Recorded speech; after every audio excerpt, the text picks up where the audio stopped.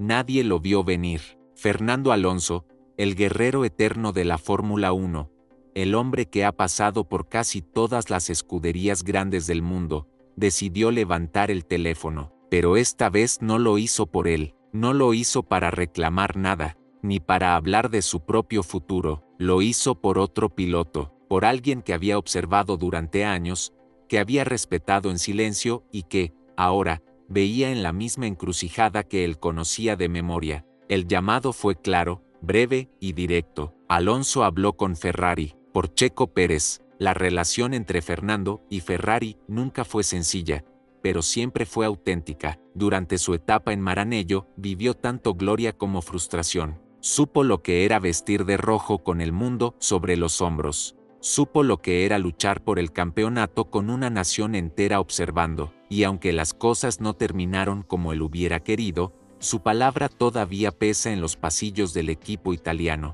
Su legado, aunque incompleto, es respetado, y, en esta ocasión, decidió usar ese respeto para interceder por alguien más. Checo y Alonso no son amigos de cena, pero hay un vínculo que los une más fuerte que cualquier relación social, el respeto del que ha peleado desde abajo. Ambos saben lo que es sobrevivir en un sistema que muchas veces favorece a otros. Ambos han conducido autos inferiores sin quejarse. Ambos han hecho magia con recursos limitados. Y esa afinidad silenciosa se transformó, con los años, en una especie de complicidad no dicha. Por eso, cuando Alonso vio que Checo estaba cerca de algo grande, pero que todavía faltaba ese empujón final, decidió intervenir. El movimiento de Alonso fue estratégico. No pidió nada a cambio, no buscó titulares, solo hizo algunas llamadas clave, activó contactos dormidos, recordó a las personas adecuadas lo que Checo representaba, usó su conocimiento de cómo funciona el corazón político de Ferrari para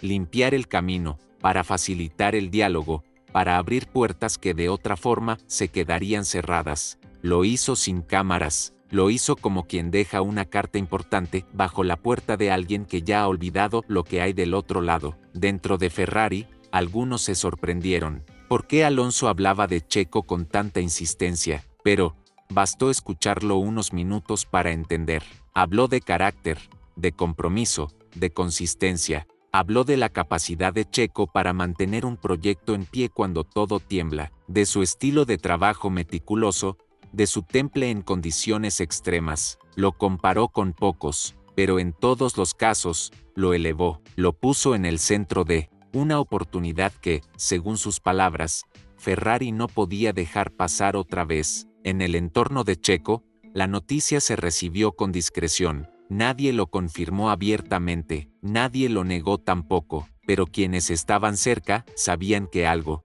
había cambiado, que el camino hacia Ferrari, antes lleno de obstáculos, ahora se sentía más claro, más posible, y aunque Checo no pidió esa ayuda, tampoco la rechazó, porque sabía que Alonso no la ofrecía por compromiso, lo hacía porque lo creía justo, porque entendía que, si alguien merecía esa oportunidad, era él. El gesto de Alonso se convirtió en una especie de secreto a voces. No fue trending topic, no apareció en comunicados oficiales, pero en los pasillos donde realmente se decide el futuro de los pilotos, todos sabían que el asturiano había movido ficha, y que esa ficha tenía nombre, apellido, y un destino en rojo. No fue una maniobra política, fue una decisión emocional basada en la experiencia, en saber lo que es estar ahí, y saber lo que cuesta llegar. Checo, fiel a su estilo, no habló del tema, no lo necesitaba, él estaba enfocado en lo suyo, en mantenerse listo, en no bajar la guardia, porque si esa puerta se abría, tenía que estar preparado para cruzarla sin titubear, para demostrar que no solo tenía el talento, sino también el momento, la madurez y el respaldo necesario para enfrentar el desafío más grande de su vida deportiva. Y mientras la maquinaria de Ferrari seguía girando lentamente hacia una nueva etapa, el eco de la voz de Alonso seguía resonando, como una advertencia suave, como un consejo sabio, como una señal que nadie podía ignorar. Si quieren reconstruir, empiecen con Checo, no se van a arrepentir. Palabras simples, pero que en el contexto adecuado, podían cambiarlo todo. En Maranello, todo lo que tiene que ver con Fernando Alonso se recuerda con una mezcla de admiración y añoranza. Su etapa en Ferrari no fue la más victoriosa en términos de trofeos, pero dejó marcas profundas, peleas al límite, vueltas imposibles, estrategias de guerra en la pista y, sobre todo, dejó el respeto de un equipo que supo ver en él a un guerrero sin tregua. Por eso, cuando desde lo más alto del organigrama llegó la notificación de que Alonso había hecho una recomendación personal, nadie se atrevió a tomarlo a la ligera. Los nombres sobre la mesa eran muchos. La presión para construir un equipo ganador otra vez era enorme. Ferrari estaba hambrienta de un nuevo ciclo, de recuperar esa aura que se les había escapado entre decisiones erráticas y cambios constantes. Pero lo que Alonso hizo fue romper el patrón. Puso en el centro del debate a un piloto que no venía con cartel de Salvador, pero que tenía todo lo necesario para liderar desde la base, Checo Pérez. Mientras se analizaban candidatos, los asesores comenzaron a repasar la evolución de Checo, su constancia, su resistencia ante las adversidades, su capacidad para adaptarse a cualquier contexto, y fue entonces cuando empezaron a notar lo que antes no veían,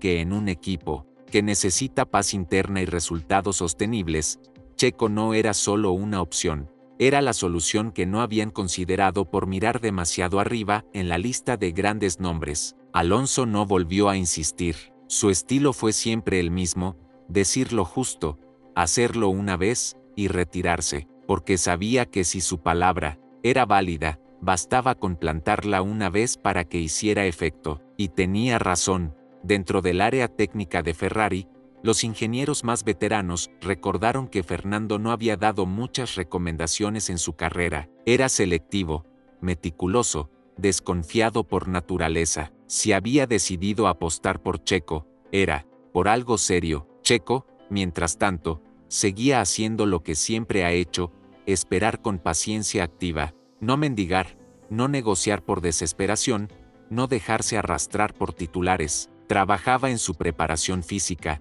en sus simulaciones, en mantenerse listo para lo que fuera, porque si algo había aprendido en su larga carrera es que las puertas más importantes no se abren con fuerza, sino con presencia, y ahora su presencia pesaba más que nunca. Algunos miembros del equipo italiano recordaron una frase de Alonso durante sus años en rojo: el piloto más peligroso es el que ya lo perdió todo y sigue empujando. Y esa frase calzaba perfectamente con Checo, porque él ya había sido descartado, olvidado, subestimado, y aún así, no se rindió, no se quebró, siguió, paso a paso, demostrando que estaba hecho para pelear con los mejores, sin escándalos, sin campañas, solo con resultados y silencio. Dentro del equipo, el jefe de estrategia pidió un informe comparativo, qué pilotos tenían la mayor tasa de puntos conseguidos en condiciones adversas. El nombre de Checo apareció entre los 3 primeros. No era el más veloz a una vuelta, no era el más joven ni el más mediático, pero era el que más rendimiento sostenido ofrecía bajo presión. Y eso, en Ferrari, era oro puro, porque no necesitaban espectáculo, necesitaban consistencia. Los patrocinadores del mexicano también jugaron su rol, pero sin invadir. Sabían que la carta de Alonso había abierto puertas que ellos no podían tocar, y que ahora lo mejor era dejar que el mérito de Checo hablara por sí solo, no por política, sino por legitimidad, porque si se daba, tenía que ser una historia que empezara limpia, una historia que pudiera escribirse con orgullo, y no como un favor concedido, sino como una apuesta real. La figura de Alonso se mantenía en la sombra, pero en cada decisión, en cada junta interna, su influencia era mencionada, como una especie de garante silencioso, como si su experiencia en Ferrari no hubiera terminado del todo, como si, años después, todavía pudiera aportar al equipo al que casi lleva a la cima, y ahora lo estaba haciendo de la forma más inesperada, ayudando a otro a llegar donde él soñó. Y mientras los documentos seguían pasando de mano en mano, las simulaciones avanzaban, y los jefes analizaban una y otra vez los mismos escenarios, algo se fue volviendo claro. Alonso había plantado una semilla, y esa semilla se estaba convirtiendo, poco a poco, en una realidad inevitable. La historia aún no estaba escrita, pero el papel ya estaba listo, la pluma cargada, y el primer trazo ya tenía nombre.